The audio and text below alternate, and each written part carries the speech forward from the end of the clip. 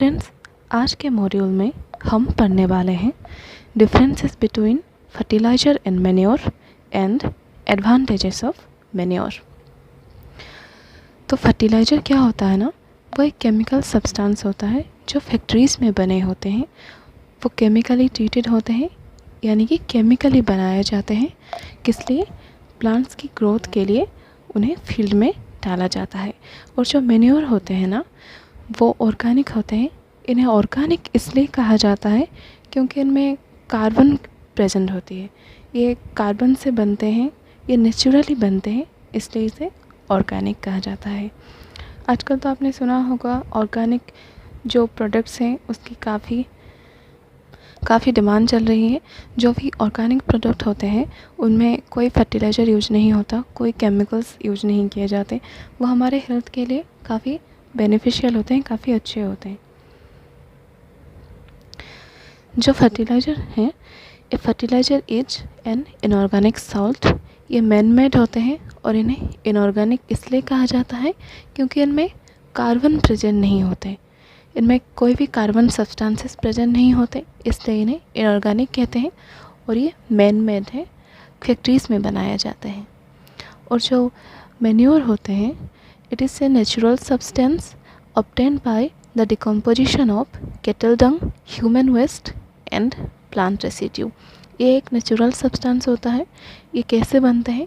जब हम कैटल डंग यानी कि गोबर, ह्यूमन वेस्ट और जो प्लांट रेसिड्यू, जो डिकेइंग प्लांट हैं, उन्हें जब डिकम्पोजिशन किया जाता है तो मैन्योर बनते हैं। उनमें जो फार्मर्स होते हैं वो अपने फील्ड में या फिर घर के आसपास बड़ा सा गड्ढा खोद देते हैं। उनमें जो भी प्लांट, जो डिकेइंग प्लांट है, प्लांट रेसिड्यू है, उसे डाल देते हैं। ह्यूमन वेस्ट डाल देते हैं, जो एनिमल्स वेस्ट है उन्हें भी डाल देते हैं और ऐसे ही छोड़ देते हैं। कुछ वक्त के बाद, कुछ महीने बाद अब देखेंगे वो डिकम्पोज हो जाएगा खुद ब खुद और मैन्योर में कन्वर्ट हो जाएगा। जब वो मैन्योर बन जाएगा तो फार्मर्स क्या करते हैं ना, उन्हें लेकर अपने फील्ड्स में हर जगह फैला देते हैं। जब मैन्योर सॉइल में मिक्स होती है ना, तो क्या होता है, वो सॉइल की फर्टिलिटी बढ़ा देता है, जो उपजाऊ क्षमता वो बढ़ाता है, उसकी प्रोडक्टिविटी बढ़ता है। ताकि ऑर्गेनिक, ये है ऑर्गेनिक सब्सटेंस है, तो सॉइल को कोई भी नुकसान नहीं पहुंचाता, बल्कि उसकी पोरोसिटी बढ़ाती है, काफ़ी बेनिफिशियल होती है वो सॉइल के लिए और प्लांट की हेल्दी ग्रोथ के लिए। A fertilizer is prepared in factories. जो फर्टिलाइज़र होते हैं वो केमिकली ट्रीटेड होते हैं, केमिकली बनते हैं, इसलिए वो फैक्ट्रीज़ में बनाया जाता है। और manure can be prepared in the fields. Manure तो नेचुरली बनता है ना, खुद ब खुद डिकम्पोज होकर बनता है, तो उसे हम किसी भी फील्ड्स में बना सकते हैं, गड्ढा खोद के बना सकते हैं। Fertilisers are very rich in plant nutrients like nitrogen, phosphorus and potassium.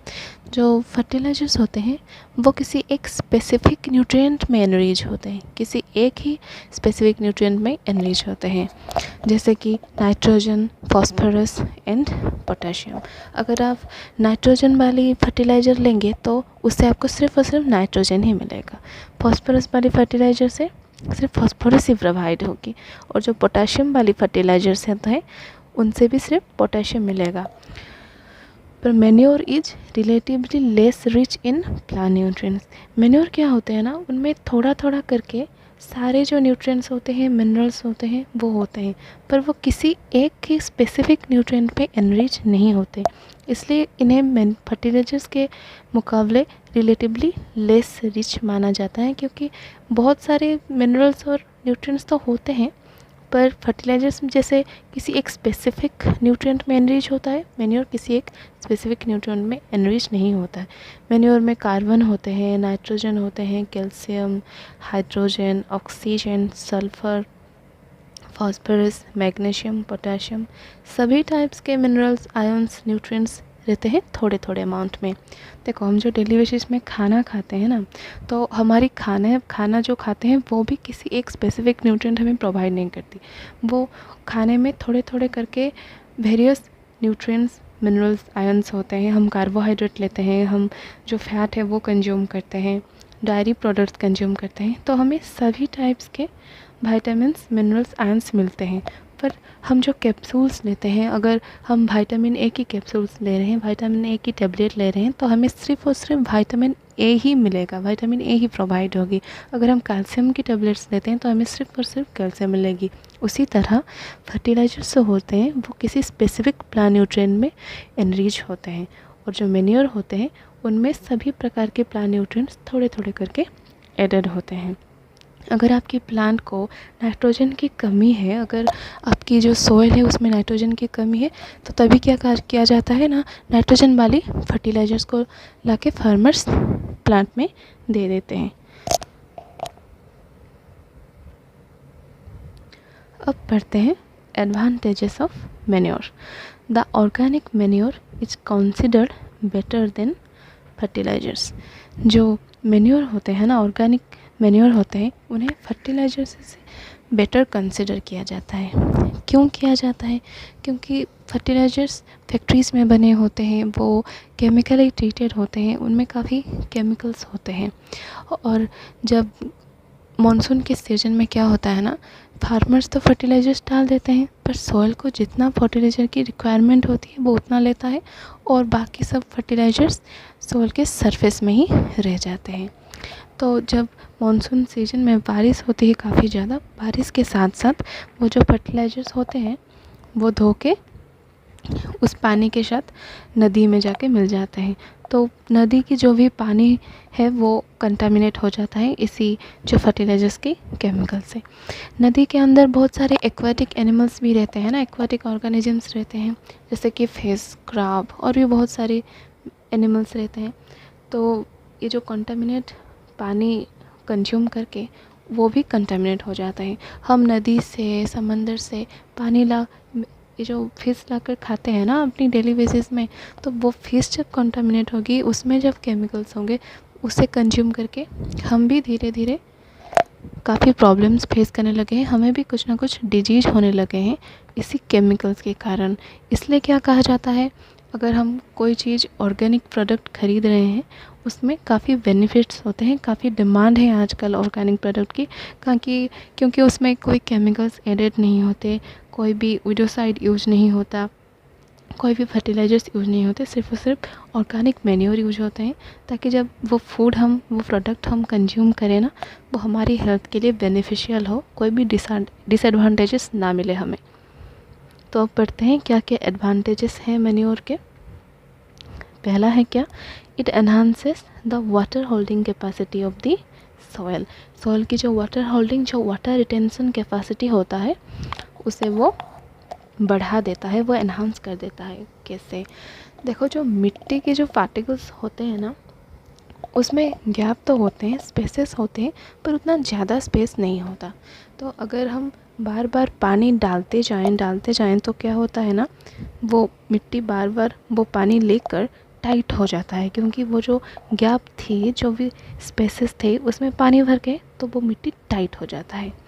फिर हम जो प्लांट्स लगाते हैं या फिर अगर हम बीज बोते हैं, उसके जर्मिनेशन के बाद उसके जो रूट्स हैं वो अंदर तक तो पेनिट्रेट करेंगे ना, ताकि वो मिट्टी में होल्ड करके बड़े हो सकें, प्लांट की हेल्दी ग्रोथ हो सके। तो अगर मिट्टी बहुत ही टाइट होगी, सॉइल अगर बहुत ही टाइट होगी, तो वो प्लांट की जो रूट्स हैं वो पेनिट्रेट नहीं कर पाएंगे, वो अंदर तक नहीं जा पाएंगे, तो उनकी अच्छी ग्रोथ नहीं हो सकती। पर जब हम मैन्योर मिलाते हैं, मैन्योर में ह्यूमस होता है, वो ह्यूमस एक ऑर्गेनिक मैटर होता है, ऑर्गेनिक कंपोनेंट होता है। वो कैसे फॉर्म होते हैं? Decomposition of leaves and other plant material by soil micro organisms. वो जो डिकेइंग प्लांट्स हैं, जो डिकेइंग लीव्स हैं और अदर प्लांट मटेरियल, जो भी ऑर्गेनिजम्स होते हैं मिट्टी के अंदर, उनके डिकम्पोजिशन से ह्यूमस बनते हैं। तो सभी मैन्योर में ह्यूमस प्रेजेंट होते हैं। ह्यूमस यानी कि जो ऑर्गेनिक कंपोनेंट है वो प्रेजेंट होते हैं। ह्यूमस में जो पार्टिकल्स हैं वो मिट्टी के मुकाबले थोड़े थोड़े बड़े होते हैं, और उनमें पोर्स भी ज़्यादा होते हैं। क्योंकि ह्यूमस होते हैं ना, इसलिए मैन्योर में पोर्स ज़्यादा होते हैं। जब मैन्योर सॉइल में मिलते हैं तो वो सॉइल के साथ मिक्सअप हो जाते हैं। जब हम प्लोइंग और टिलिंग करते हैं, उसमें क्या होता है, जो मिक्सअप हो जाता है मैन्योर और सॉइल, तो सॉइल में भी वो बड़े बड़े पोर्स क्रिएट करते हैं, तो जब पोर्स बनते हैं तो काफ़ी स्पेस क्रिएट होता है, काफ़ी गैप हो जाता है पार्टिकल, मिट्टी के पार्टिकल्स के बीच में।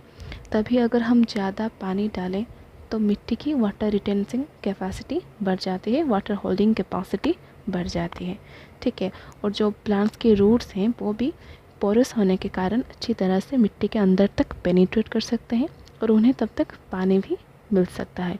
सो it enhances the water holding capacity of the soil. It makes the soil porous due to which exchange of gases becomes easy. ये देखिए, जो फर्स्ट फिगर है वो लो पोरोसिटी है और जो सेकंड फिगर है वो हाई पोरोसिटी है। लो पोरोसिटी में आप देख पा रहे हैं यहाँ बहुत ही कम गैप है, बहुत ही कम स्पेसेस हैं। पर जो हाई पोरोसिटी है इसमें बहुत सारे गैप्स हैं, बहुत सारे स्पेस हैं जहाँ ऑक्सीजन या फिर ऑक्सीजन सर्कुलेट हो सकेंगे, गैस एक्सचेंज हो सकेंगे। जब ह्यूमस मिलते हैं, मिक्सअप होते हैं हमारे मिट्टी के साथ, वो सॉइल को ज़्यादा पोरस बना देते हैं, हाई पोरोसिटी क्रिएट करते हैं मिट्टी में, ताकि वो स्पेस बढ़ सके। जो मैटर में ऑर्गेनिक मैटर हैं, मिट्टी के जो पार्टिकल्स हैं उनमें गैप बना सके, उनमें स्पेस बना सके, ताकि जो ऑक्सीजन है वो सर्कुलेट हो सके और जो वाटर भी सर्कुलेट हो सकता है नीचे तक। तब प्लांट के जो रूट्स जो अंदर तक गए होंगे वो आसानी से ब्रीथ कर सके, इजीली वो ब्रीथ कर सके, ताकि उनकी हेल्दी प्लांट ग्रोथ हो। So it makes the soil porous due to which exchange of gases becomes easy. जो ऑक्सीजन है वो अच्छी तरह से सर्कुलेट हो सकता है और जो गैसेस हैं वो अच्छी तरह से एक्सचेंज हो सकते हैं। It increases the number of friendly microbes. तो जो मेन्योर हम ऐड करते हैं वो क्या करता है, वो इंक्रीज करता है number of friendly microbes. Example में हम ले सकते हैं अर्थवर्म। तो ये जो फ्रेंडली माइक्रोब्स हैं ये काफ़ी बेनिफिशियल होते हैं, काफ़ी यूजफुल होते हैं। इन्हें फार्मर्स की फ्रेंड भी कहा जाता है। क्यों कहा जाता है? हम मेन्योर तो डाल दिए, फिर क्या होता है ना, काफ़ी न्यूट्रिएंट्स वो लॉक्ड अप होते हैं, वो अनलॉक नहीं हुए होते हैं। पर ये जो माइक्रोब्स होते हैं ना, वो उन्हीं न्यूट्रिएंट्स को अनलॉक करते हैं, ताकि जो प्लांट है वो उस न्यूट्रिएंट्स, मिनरल्स, आयंस को एब्जॉर्ब करके अपनी हेल्दी ग्रोथ कर सके। और ये जो माइक्रोब्स होते हैं जैसे कि अर्थवर्म, वो क्या करते हैं ना, वो मिट्टी की टर्निंग एंड लूजनिंग करते हैं, मिट्टी को ऊपर नीचे करते हैं, उन्हें लूजन करते हैं, काफ़ी पोरस बनाते हैं।